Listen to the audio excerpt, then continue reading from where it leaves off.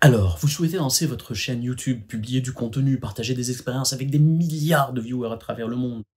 La situation que nous traversons à l'échelle planétaire est propice au partage, mais aussi au visionnement, au pluriel avec un grand S. Mais il y a toujours un mais qui sera suivi d'un joint. Vous vous demandez par où commencer, comment s'équiper, comment s'organiser, comment faire. Simple, je vous partage quelques réponses après le générique.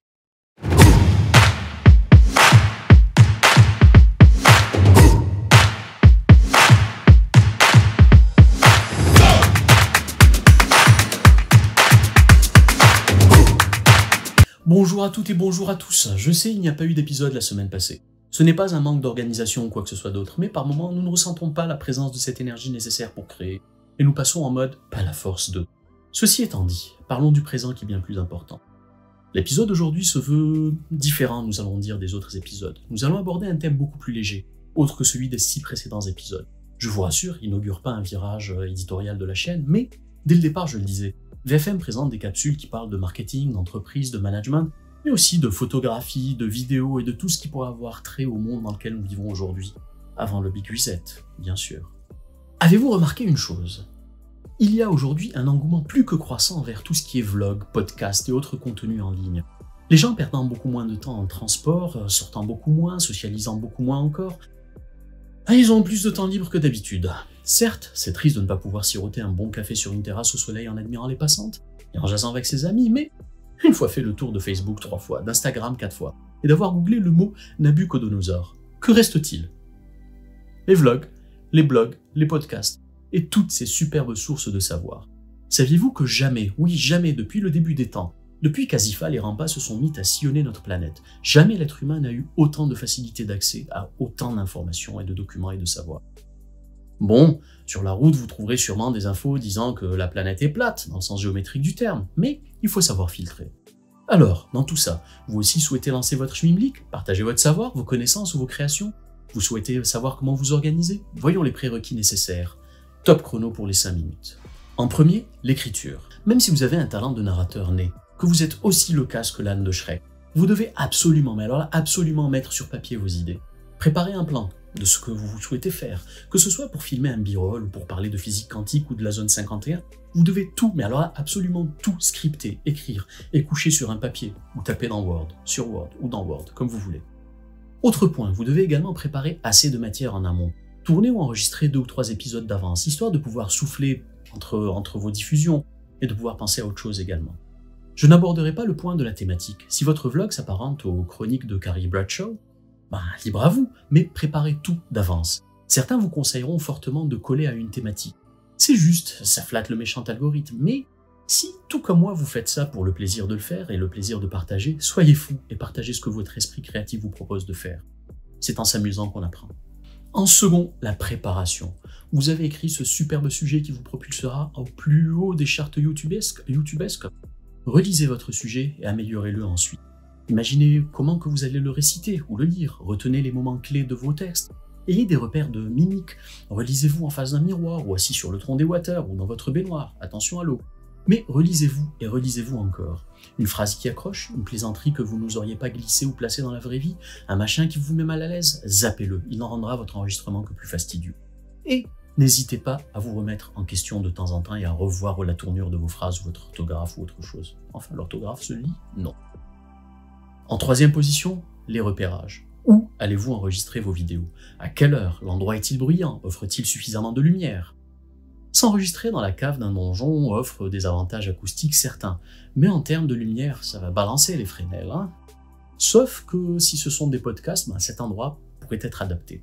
Cet endroit est-il tout le temps accessible? Est-il ouvert au public? Avez-vous le droit d'y faire une vidéo? Pouvez-vous y enregistrer plusieurs fois? Comment serez-vous assis? Sur quoi? Où allez-vous poser vos appareils photo, votre lumière? Qu'allez-vous avoir en arrière-plan? Aurez-vous suffisamment de recul pour pouvoir gérer votre champ? Et puis, l'éclairage est-il suffisant, vos lumières? Oui, les lumières et le cadrage et l'éclairage, ça fait partie du prochain point qui parle de l'image, oui, en 4e. Vous aurez ici 2 composantes, une qui est matérielle et l'autre qui est, dirons-nous, artistique. Sur la partie matérielle, quelle caméra utiliser? Aurez-vous besoin d'une caméra de la mort qui tue sans frapper ou un simple iPhone suffira? Par exemple, le présent vlog est enregistré avec la caméra frontale d'un iPhone 11. Certes, cela n'offre pas toutes les options qu'un boîtier vous offrira, mais ça a l'avantage d'être partout avec vous. Vous pourriez aussi utiliser une caméra pour vous filmer. Il y en a qui sont accessibles, je citerai par exemple le Nikon Z50 ou le Sony A6400 sont d'excellents boîtiers pour. Vous pouvez même vous lancer en vous filmant avec un kit vlog composé d'un DJI Osmo Pocket 2, d'un DJI Pocket 2. Plus il est disponible en kit Creator qui inclut un microphone avec la fourrure autour et tout ce qui va avec. L'avantage de l'iPhone, sa portabilité, et il est toujours collé à vous. Le Pocket 2, lui, il vous offrira une caméra stabilisée. C'est un gimbal de poche qui évite les vibrations, mais il faudra faire attention à un point important, c'est la batterie. Il y a un maximum d'autonomie de 140 minutes qui est annoncé, mais ça peut passer beaucoup plus vite que ça. L'avantage du Nikon ou du Sony, vous pouvez filmer avec, prendre des photos, avoir plusieurs cartes mémoire, ils tiennent beaucoup mieux en main, ils ont de plus grands capteurs d'image, et cherry on the cake, vous pouvez avoir des batteries en plus et changer d'optique, ou d'objectif si vous préférez.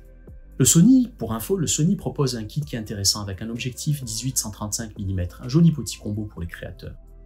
Le point suivant, la lumière. Comptez-vous tourner en intérieur?